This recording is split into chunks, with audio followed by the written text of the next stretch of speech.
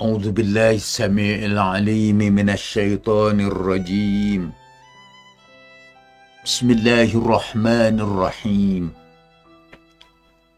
الحمد لله رب العالمين، والصلاة والسلام على حبيب إله العالمين سيدنا محمد وعلى آله الطيبين الطاهرين وأصحابه الميامين المنتجبين. السلام عليك أيها النبي ورحمة الله وبركاته. السلام على الأئمة الهادين المهديين. السلام على جميع أنبياء الله ورسله وملائكته. السلام علينا وعلى عباد الله الصالحين. السلام على علي أمير المؤمنين. السلام على فاطمة سيدة نساء العالمين. السلام على الحسن والحسين شيدي الشباب أهل الجنة أجمعين. السلام على علي بن الحسين ابن شجرة الطوبى. السلام عليك يا زينب الكبرى. السلام على جميع السبايا صلوات الله عليهم أجمعين. السلام عليكم warahmatullahi wabarakatuh. Terkutip hadis dari Abu Ja'far. Abu Ja'far itu adalah Imam Baqir salamullahi alaih. Beliau meriwayatkan hadis. Su'ila Rasulullah sallallahu alaihi wa alihi wasallam an qawlihi. Rasulullah pernah ditanya tentang ayat yang tadi kita bacakan itu. Alladzina amanu wa tatma'innu qulubuhum bi dzikrillah.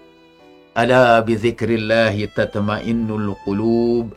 Alladzina amanu wa 'amilus solihati tuba lahum wa husnu ma'ab.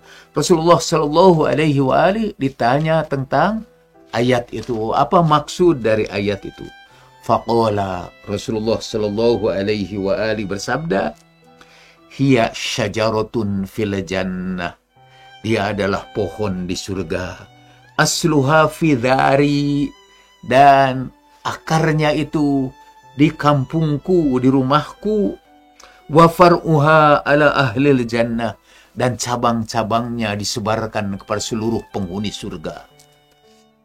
Ada orang bertanya kepada beliau, ya Rasulullah, sa'alnak, saya pernah bertanya kepadamu sebelumnya, dan waktu itu engkau berkata bahwa asluha fidari aliyin, akarnya itu di rumah Ali. Wa far'uha ala ahlil jannah, dan cabangnya pada semua penghuni surga. Ini sekarang kau berkata bahwa Tuba itu berada di rumahmu, akarnya itu berada di rumahmu.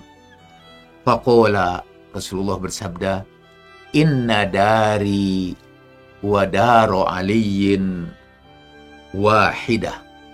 Sebetulnya rumah aku dan rumah Ali, kampungku dan kampung Ali itu di tempat yang sama. Fi makanin wahid, dalam satu tempat yang sama. Dalam riwayat lain Rasulullah berkata bahwa diri Ali adalah diriku. Jadi rumah Ali adalah rumahku, dan anak-anak Ali adalah anak-anakku. Dan di dalam riwayat yang lain, hadis-hadis tentang pohon Tuba itu. Tapi sebelum sampai ke situ, mungkin bagus saya mengutip dari tafsir Al-Amthal berkenaan dengan ayat ini dan berkenaan dengan penafsiran kata-kata Tuba yang banyak di dalam Al-Quran. Para mufassir dari kitab Tafsir Al-Amthal, untuk saudara ketahui beberapa terjemahan dari Tafsir Al-Amthal itu, kalau saya tidak salah sampai juz yang ke-10, sudah ada terjemahannya dalam bahasa Indonesia. Mudah-mudahan ayat ini udah masuk ke situ. Mereka berkata, wa naqra fi riwayatin muta'addidatin anna tuba sajaratun asluha fi baitin nabi sallallahu alaihi wa alihi wasallam awil imam Ali alaihi salam fil jannah wa tantashiru aghsanuha ala ru'usi jami'il mu'minin wa ala duwarihim wa la'ala hadha tadsiman liqiyadatihim wa imamatihim wasilatul qawiyatul lati tarbutu baina haula'il qadah wa ashabihim wa takunu thamratuha kullu hadhihi ni'am al-mukhtalifah. Kita membaca riwayat yang banyak tentang kata tuba sebagai pohon yang akarnya di rumah Nabi Sallallahu Alaihi wa alihi dan rumah Imam Ali di surga, dan cabang-cabangnya menyebar kepada di atas kepala semua kaum mukminin, dan masuk cabang-cabangnya itu ke rumah setiap kaum mukmin. Wala'alla hada, mungkin yang dimaksud ini adalah perwujudan kepemimpinan Rasulullah dan Ali salamullahi alaihima, imamah mereka yang mengikat semua kaum mukminin menjadi bergantung, menjadi satu pohon yang kokoh yang menghimpun para pecintanya dan memberikan kepada para pecintanya dari pohon itu kenikmatan-kenikmatan yang mukhtalifah, kenikmatan-kenikmatan yang bermacam-macam. Jadi menurut beliau dalam tafsirnya, pohon tuba itu hanya satu metafora, satu gambaran bahwa kaum mukminin yang mencintai Rasulullah dan wasinya Imam Ali bergantung kepada cabang yang sama dari cabang pohon tuba. Di pohon tuba melambangkan, menjadi metafora bagi tempat kembalinya husnu ma'ab dan tempat bergantungnya para pecinta Rasulullah dan keluarganya. Itu menurut penafsiran metaforis, penafsiran rasional dari para mufasir, umumnya para mufasir. Tetapi ahli-ahli irfan menganggap watuba itu bukan pohon metaforis, tetapi pohon hakiki yang ada di surga. Dan tapi sekali-kali cabang-cabangnya itu turun ke bumi. Dalam salah satu khutbah Rasulullah menyambut bulan Sa'ban, pada awal Sa'ban Rasulullah Shallallahu Alaihi Wasallam bersabda bahwa pada awal Sya'ban ini pohon tuba itu masuk ke rumah-rumah kalian, masuk ke kampung-kampung kalian. Dan siapa yang menangkap pohon itu, menangkap ghosennya itu, pohon itu, cabang dari pohon itu akan menaikkannya ke surga, menaikkannya ke alam malakut. Dan para irfani, orang-orang arif, kita menyebutnya orang-orang sufi, orang-orang yang membersihkan dirinya, melihat pohon itu betul-betul sebagai pohon di alam malakut, bukan hanya sebuah metafora. Nabi Shallallahu Alaihi Wasallam itu dalam khutbahnya di bulan Sya'ban itu berkata, aku melihat ada di antara kalian hanya berpegang kepada satu pohon saja, hanya kekuatannya sampai situ. Ada yang berpegang kepada beberapa cabang dari pohon itu, ada yang pegang satu cabang aja, ada beberapa cabang. Dan aku lihat malah Rasulullah menyebut nama sahabat, dia bergantung kepada salah satu cabang, dan cabang itu mengangkatnya ke surga dan memasukkannya ke surga. Itu di alam malakut.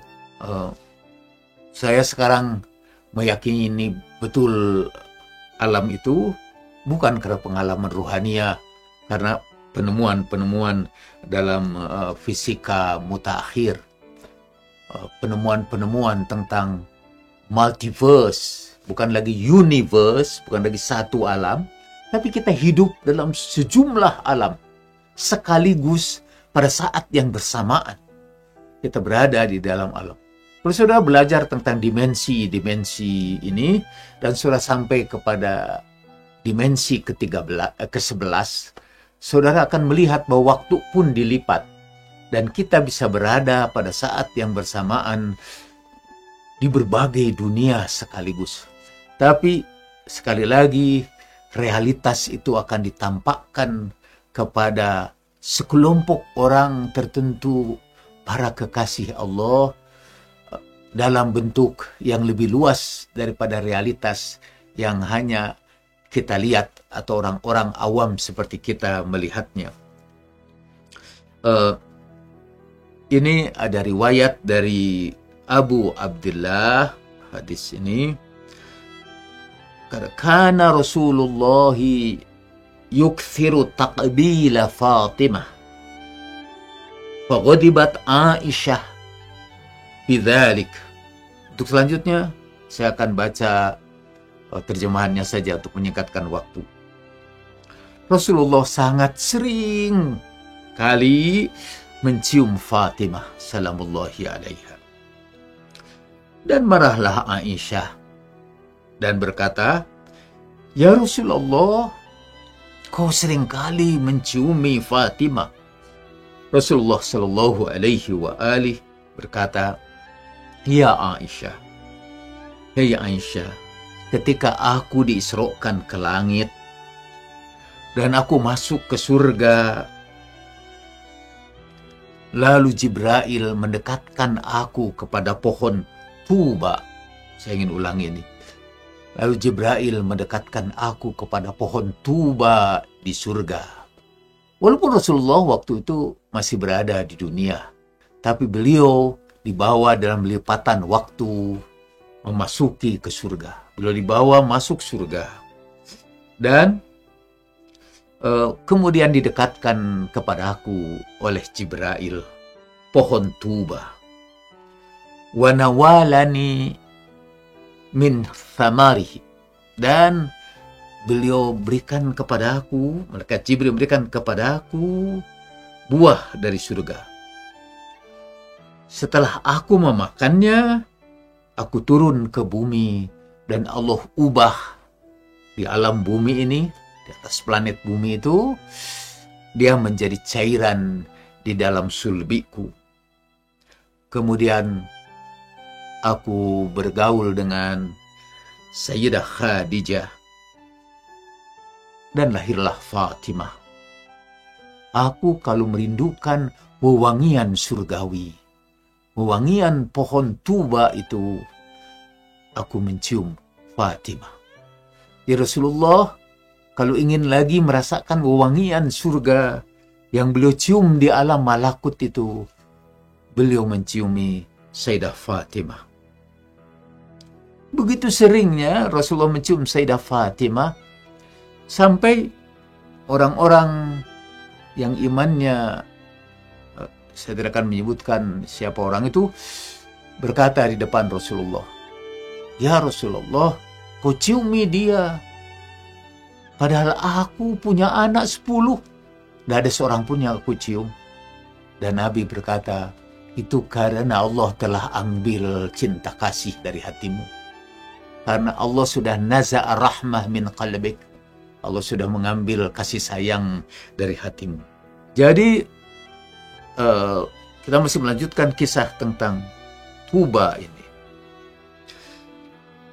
Sambil untuk meneruskan kita kepada ucapan Imam Ali Zainal Abidin, "Ana ibnu syajarati Tuba." Aku adalah putra dari pohon Tuba. Dari Jabir bin Abdullah, dari hadis yang terkenal tentang hadis Al-Kisa. Mungkin saudara-saudara sudah sering mendengar hadis tentang Al-Kisa itu. Imam Ali berkata kepada Sayyidah Fatimah, "Ya Fatimah, inni asyummu indaki, inni asyummu indaki raihati akhi wabni ummi Rasulillah."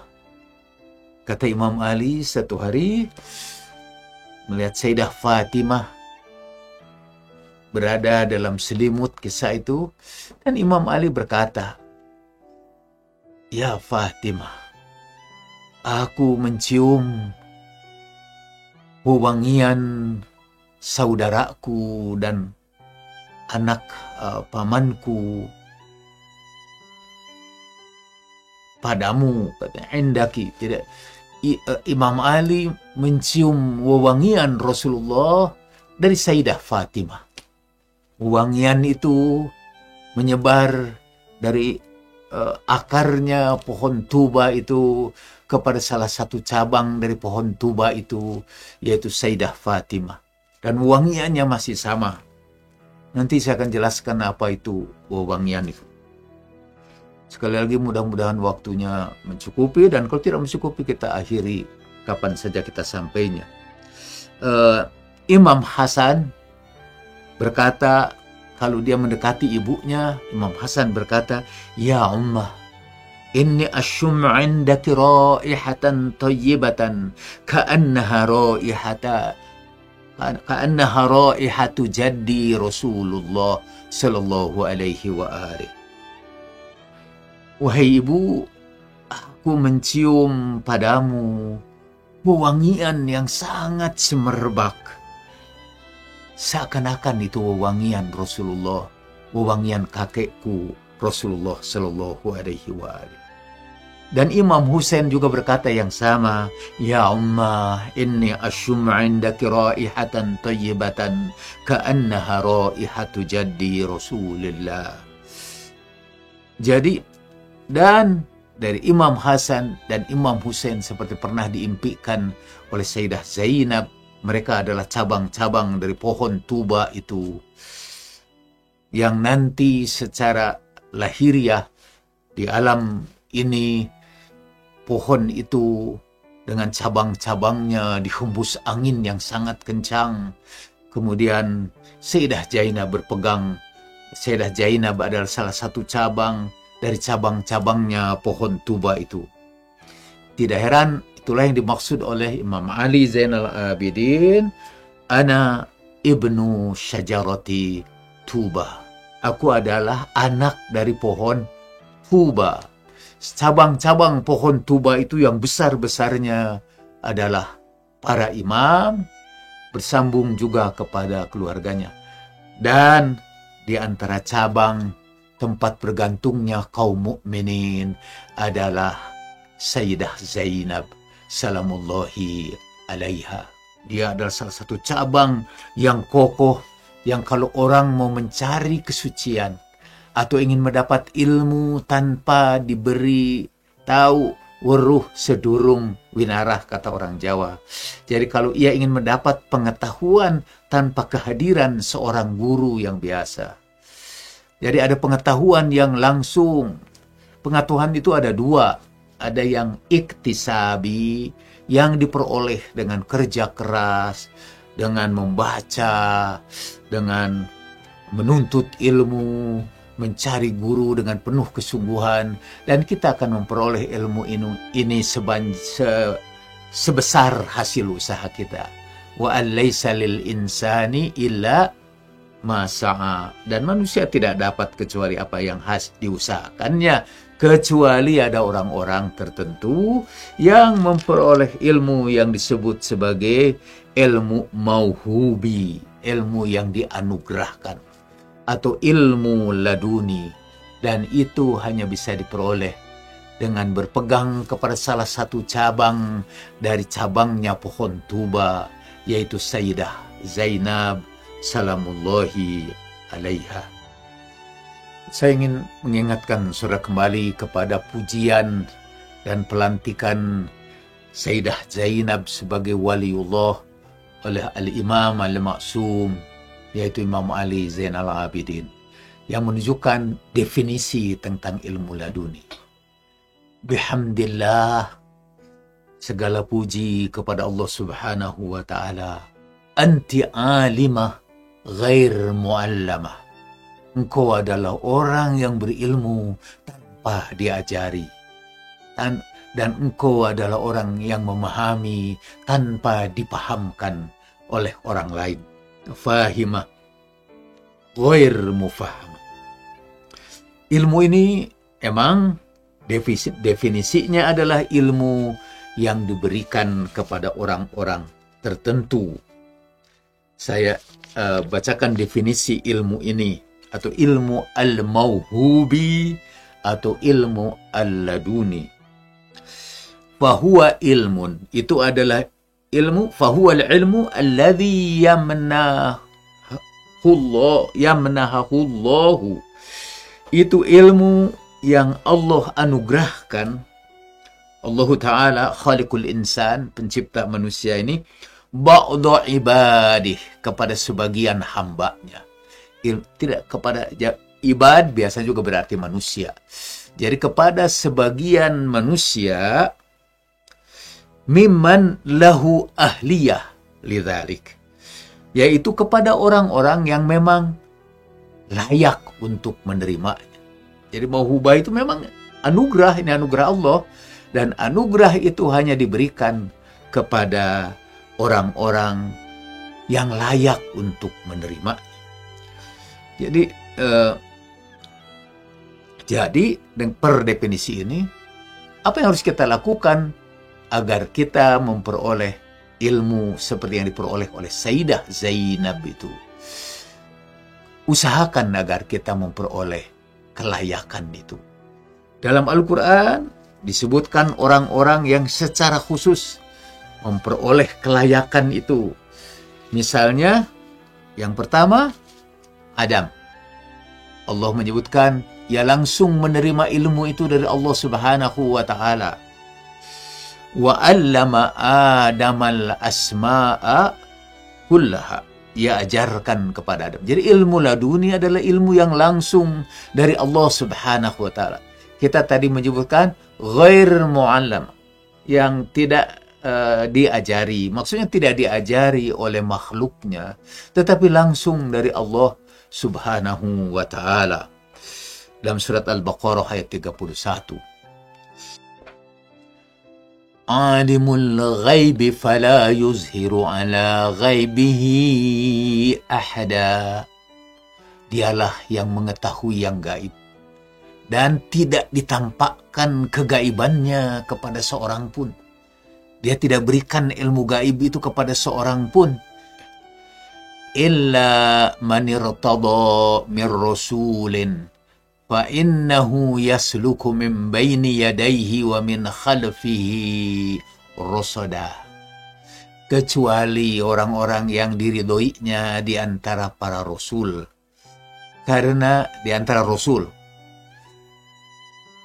ia berjalan dengan didampingi oleh para malaikat di hadapannya dan di belakangnya. Jadi orang-orang yang ditampakkan kepada mereka kegaiban adalah orang-orang yang dikawal oleh para malaikat. Dalam ayat yang lain, yang dikawal oleh para malaikat itu semua yang memenuhi syarat-syarat ini. Alladzina qalu rabbuna Allah thumma istaqamu tatanazzalu alaihimul malaikatu alla takhafu wa la tahzanu wa absiru bil jannati allati kuntum tu'adun islauha al-yawma bima kuntum takfurun. Itu di dalam surat yang lain, bukan dalam surat yang ini. Orang-orang yang berkata Tuhan kami Allah, kemudian mereka istiqomah, tatanazzalu alaihimul malaika, malaikat akan turun kepada mereka. Alla takhafu wa la tahzanu, dan malaikat itu menghibur mereka, janganlah kamu takut, janganlah kamu berduka cita. Itu yang disebut tatma'innu qulubuhum bidzikrillah. Dan kemudian malaikat itu berkata, istaqamu. Dan itu surat Fussilat ayat 30.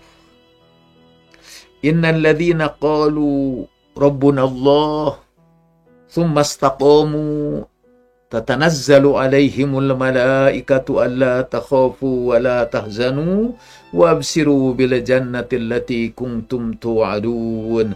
Sungguhnya orang berkata, Tuhan kami Allah, kemudian istiqomah, malaikat akan turun menghibur mereka, janganlah kamu takut dan janganlah kamu berduka cita, dan bergembiralah dengan surga yang dijanjikan kepada kalian. Nahnu awliya'ukum fil hayati dunya. Dalam kehidupan dunia ini juga, dan nanti di akhirat kami akan menjadi teman-teman kalian. Awliya'ukum fil hayati dunya wa fil akhirah, dan juga di akhirat. Walakum fiha ma tashtahi anfusukum walakum fiha ma tad'un. Kamu di situ akan memperoleh yang kamu inginkan, dan di situ juga kamu akan memperoleh yang kamu mau, apa yang kamu minta. Fiha ma tad'un. Nuzulam min ghafurir rahim. Satu kehormatan dan kemuliaan dari Allah yang Maha Pengasih dan Maha Penyayang. Secara singkat, orang yang seperti Sayyidah Zainab adalah orang yang terus dikawal oleh malaikat. Mereka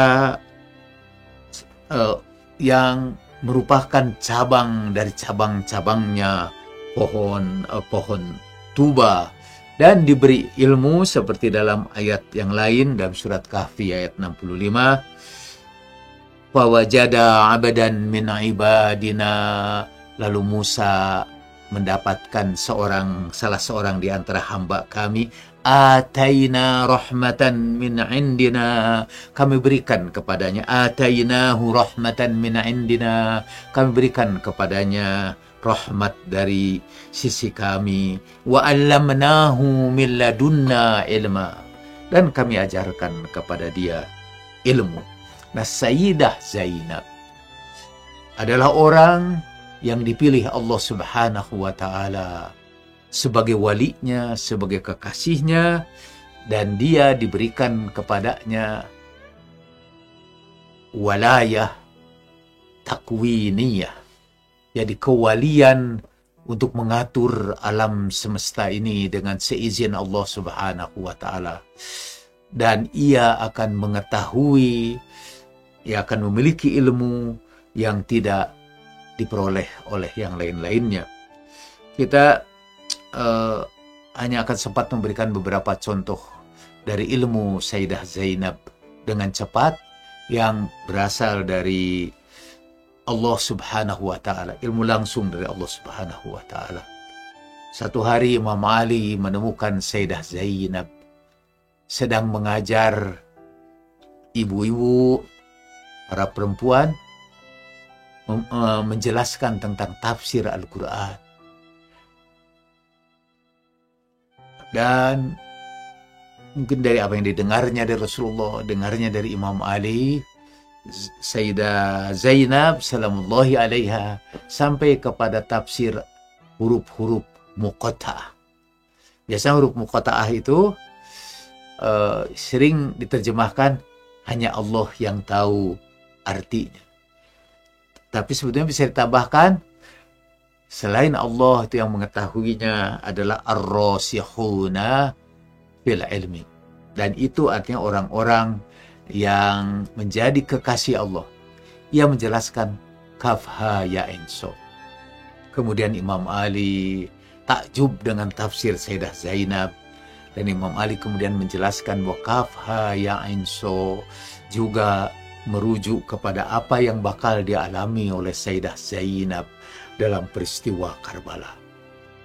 Satu contoh lagi, janjinya saya 2 saja, padahal ada banyak contoh.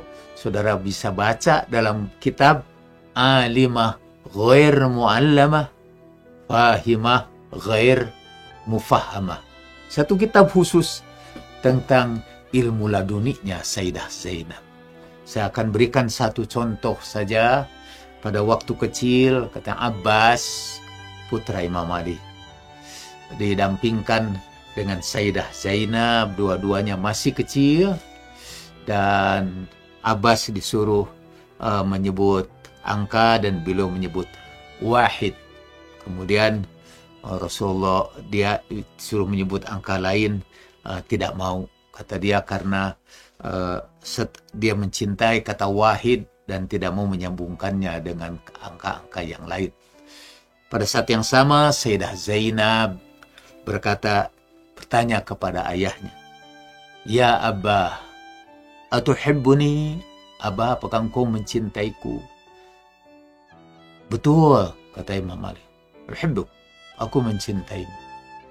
Tapi Abah, tidak mungkin ada dua cinta dalam satu hati. Kecintaan itu hanya untuk Allah. Tapi untuk anak-anak, itu namanya syafqah, kasih sayang. Jadi cinta hanya untuk Allah, tapi untuk anak-anak itu kasih sayang. Karena cinta kepada Allah tidak boleh mendua di dalam hati kita. Dan Imam Ali memeluk Sayyidah Zainab karena ia ternyata menyimpan ilmu yang luar biasa. Oke. Dan saya kenakan menyingkatkan dengan menutup satu kisah dari Imam Khumaini ridwanullahi ta'ala alaih ketika berada di Najaf. Di situ ada seorang arif masih dari keluarga Rasulullah, Sayyid Al-Kashmiri. Saya ada banyak Al-Kashmiri itu. Mungkin ini yang dimaksud adalah salah seorang Al-Kashmiri yang pernah diwawancarai, misalnya sebagai seorang irfani, seorang arif, beliau diwawancarai, di antaranya ditanya bagaimana supaya kita memperoleh afiah dalam serangan wabah atau bencana. Waktu itu belum ada corona. Cuma saya sebut itu karena relevan dengan situasi yang sekarang. Apa yang harus kita lakukan supaya kita memperoleh afiah? Beliau berkata, jadikanlah wirid kamu la haula wa la quwwata illa billah. Kau baca 100 kali yaumian dalam setiap hari. Itu bukan inti dari pembicaraan kita. Tapi Sayyid Kashmiri ini tinggal di Najaf, dan putra Imam Sayyid Al-Mustafa seringkali datang ke rumahnya. Imam waktu itu menegurnya, kau banyak sekali mendatangi Sayyid Kashmiri. Lalu Sayyid Mustafa berkata, karena aku dapatkan pada dia apa yang aku cari seumur hidup. Kalau begitu, kata Imam, tanyakan kepada dia apa yang aku fikirkan sekarang ini. Madza ufakir. Kemudian ia bertanya, dan kata Sayyid Kashmiri, ayahmu sedang memikirkan untuk menjatuhkan Syah Iran. Tapi ia tidak akan mampu melakukannya hari ini, dan ia mungkin akan berhasil sekitar 10 tahun kemudian dari kehidupannya Fulan ibnu Fulan. Dan apa yang diramalkan oleh Sayyid Kashmiri itu terjadi persis seperti yang disebutkannya kepada Sayyid Mustafa, bahwa ayahnya akan berhasil menjatuhkan Syah Iran walaupun tidak waktu sekarang. Dan kemudian beliau bergaul setelah itu lebih dekat lagi dengan Imam. Rupanya ruh-ruh mereka dipertemukan di alam malakut karena mereka memiliki termasuk yang alim ghair muallam, karena mereka diberi ilmu seperti itu. Jadi roh-roh yang memiliki tingkat yang sama bisa berhubungan satu sama lain. Wa ma ta'arafa minhu talaf wa ma tanaqara minhu talaf. kata Rasulullah Shallallahu Alaihi Wasallam. Dan pada waktu kunjungan terakhir kepada Imam Khomeini, sebelum ia keluar meninggalkan rumah Imam Khomeini ridwanullah taala alaih, Ayatullah Al-Kashmiri, Sayyid Al-Kashmiri dikejar oleh Imam. Berikan kepada aku kalimah yang terakhir untuk jadi peganganku. Ayatullah Kashmiri berikan kalimat terakhir itu, yang juga akan menjadi kalimat terakhir saya pada pertemuan sekarang ini. Beliau berkata, ikutilah selalu jejak Zainab Al-Kubro. Beradalah kamu selalu di belakang Zainab Al-Kubro. Dan misi Imam Khomeini yang revolusioner itu adalah mengikuti Batolatu Karbala, mengikuti pahlawan Karbala, yaitu Sayyidah Zainab Al-Kubro. Kita berdoa mudah-mudahan kita dimasukkan dalam cabang-cabang yang menyambung dengan cabang pohon tuba, yaitu pada Sayyidah Zainab Al-Kubro. Allahumma salli ala Muhammadin wa ali Muhammad. Allahumma ja'alna minal ladina yatamassakuna biwilayati amiril mu'minin wa ali tayyibin at-tahirin. Allahumma ja'alani mimman anab wahsyurni ma'a sayyidil awliya'i wal ahbab wa alihil atyab. Allahumma salli ala sayyidina Muhammadin wa ali sayyidina Muhammad. Allahumma salli ala nuril anwar wa siril asrar wa triyaqil aghyar wa miftahi babil yasar sayyidina Muhammadin wa alihil adhar. Wa ma taufiqi illa billah, alaihi tawakkaltu wa ilaihi unib. Assalamualaikum warahmatullahi wabarakatuh.